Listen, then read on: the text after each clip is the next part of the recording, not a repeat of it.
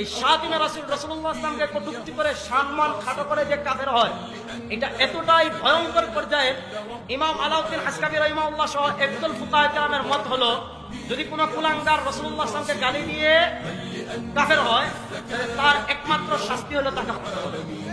বলেন, তার একমাত্র শাস্তি তাকে, এত জঘন্য পর্যায়ে সে কাফের হবে যে সে যদি তওবাও করে, আলাউদ্দিন হাসকাবী রাহিমাহুল্লাহ সহ একদল ফুকাহায়ে কেরামের মত হলো, অন্যান্য কোনো কারণে কুফরি করে যদি কেউ কাফের হয়, তার তওবা কবুল করা হবে।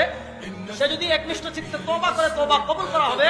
কিন্তু নবীকে গালি দিয়ে যদি কেউ কাফের হয়, সে যদি তওবা করে, আল্লাহ তাকে মাফ করে দিতেও পারে, কিন্তু দুনিয়ার আদালতে তাকে মাফ করা হবে না। সে তওবা করলো, এই নরাধম কুলাঙ্গারের পৃথিবীতে আর বেঁচে থাকার অধিকার নাই।